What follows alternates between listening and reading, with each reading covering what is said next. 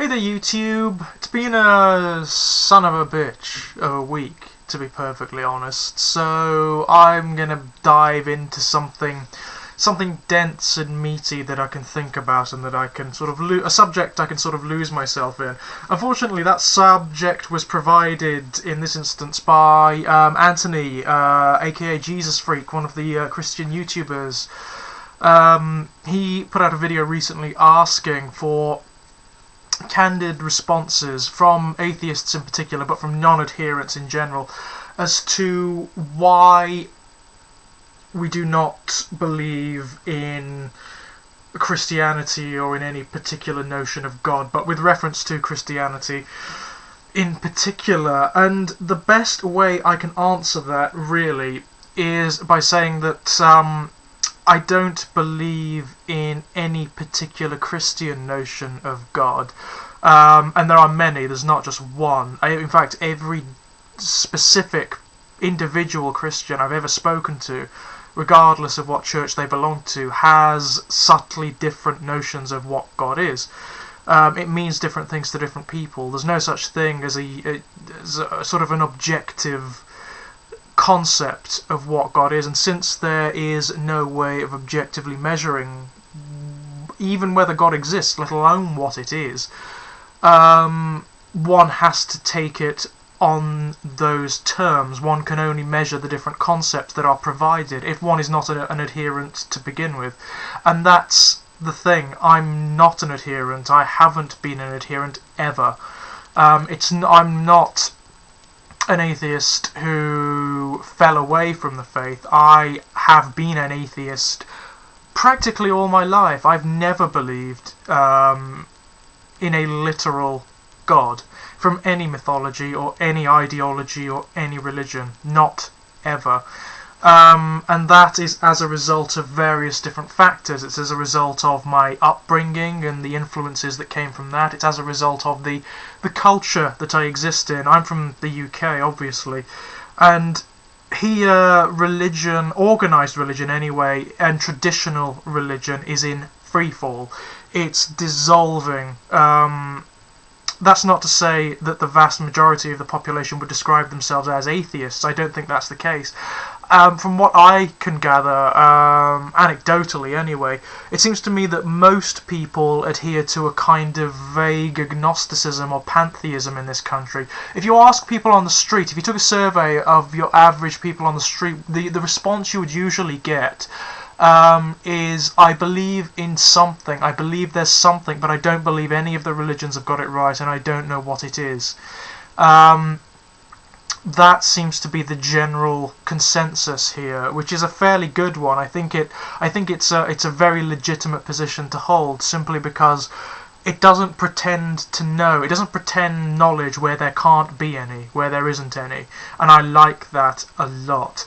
In my own household, there are no sort of strong ideological positions. My mum and dad, as I've said many times before, are quite simple people in terms of the way they perceive the world and what they want from it. They wouldn't describe themselves as atheists as I do, even though they're not believers as such either. They don't really hold any grand opinions in this regard. They regard it as the arena and the prerequisite of other folk, other people. It's nothing to do with them. It doesn't have any impact on their lives, so they don't have an opinion, really. And as a sort of chance, almost, just as a result of my mother's fascinations, I have been exposed from the earliest possible age to a variety of different perspectives and different ideologies and different mythologies. I've always had access to a Bible from the earliest possible age. I've always had access to books about other mythologies as well. I've always had access to books about science. I've always had access to stories of various different kinds, magazines, just everything you can possibly think of. books about dinosaurs and the formation of the earth and evolution and various different things.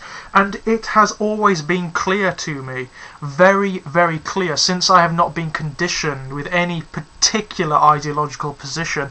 It's always been very clear to me that the stories of the Bible are narrative. They are stories. They are reflections of human drive and preoccupation, just as the stories of other mythologies are. And because I was exposed to the stories of the Bible alongside the stories of other mythologies without any one being given particular emphasis or credence, it's remained obvious to me that they are stories, and that in their own particular way they are no different from these other mythologies. That doesn't mean that they are useless to me or that they lack meaning. That's certainly not the case. I love the biblical stories. I love biblical symbolism. I love the dynamic of angels and demons and Lucifer, and the metaphors of temptation and of enlightenment that you get in Genesis with Eve eating the forbidden fruit, which you can take in a variety of different ways depending upon your metaphysic bent. I like the metaphors. I like the metaphor of Christ. I like the metaphor of the sage and the peaceable man sacrificing himself, allowing himself to be tormented and tortured for the good of everyone, as a sort to become an icon that facilitates thought and metaphysic transcendence. I like that imagery. I think it's quite beautiful, taken as metaphor. But it would be dishonest of me to say that I do believe. If I said that I believed in God, or in any particular notion of God, or even that there is a God or gods, I would be lying. Because belief, insofar as I can see, is not something that you can decide to have or consciously construct. It's something that determines itself in its most legitimate form, grows organically from your own considerations, experiences, and the influences upon your development. And I cannot, in good faith, proclaim to be a believer. It would make a liar of me, because I don't. From what we perceive of reality as it currently stands, from what I understand of what reality is, it consists of matter operating under very specific constraints, and that includes living matter such as us. It seems to evidence matter evolving to particular states as a result of the influence of physical law, and under very profound constraints, and the imperfections within the thing, the state that we call reality, and within life and matter and so many other facets of existence, do not speak to me of a divine creator or designer. That's not to say that such a thing or things do not exist. I don't know. That's the most honest thing I can possibly say, and I think the most honest thing anybody can possibly say. I don't know. At the moment, I haven't been given any good reason to believe that there is. And in particular, those who proclaim to speak on behalf of that thing, or to know its nature, or to know what it is, I haven't been given any good reason to believe them. That's the big thing. Since we can only engage with concepts of God or gods, since there is no way of engaging with any objective entity to which that label might refer, we can only engage with the concepts that are presented to us. And the concepts that have been presented to me thus far have been sadly lacking. The people who want me to believe as they believe or never ever demonstrate the characteristics that I would regard as demonstrative of connection with a supreme intelligence or with a supreme entity or a divinity of any kind. In fact, more often than not, they demonstrate the opposite, and by their actions, by the deceit, often very deliberate deceit, the evasiveness, the insults to intelligence that seem to come part and parcel of their arguments, I simply cannot bring myself to believe. In fact, almost all of the arguments I come across from people who regard themselves as believers tend to push me the other way. They tend to push me deeper into my atheism.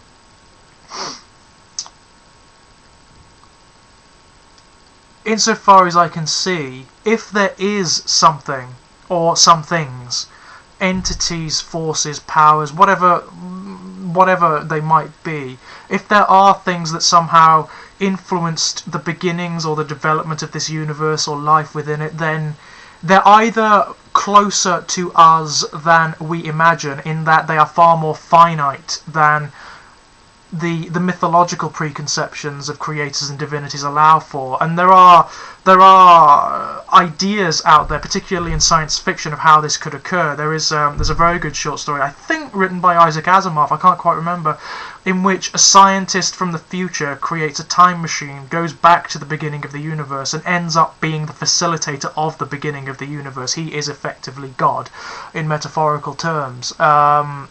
So the universe is kind of paradoxical. It creates itself endlessly. Either that, or they are far more bizarre and abstruse, and so far beyond what traditional mythology preconceives of these notions, that the entities that we're presented with in traditional mythology are next to redundant. I think, personally, that they are very evidently products and reflections of humanity. The God of the Bible, for example, Yahweh, is a man. He's very much a man, and he is so finite, he's so limited in terms of what he can actually do. He demonstrates this temporal linearity, that is, a transition from one state to the next state to the next state to the next state, in the same way that a human being does. He is bound by time, and that's problematic. That's to the point whereby he gets disappointed by things, and he reacts with emotion to things that don't go his way or that don't work out as planned. And that to me speaks of a human being. It does not speak to me of divinity or of perfection or anything to that effect. This is another thing. The preconceptions of divinity are so limited, and the preconceptions of metaphysics are so limited, that we are so often presented with from believers.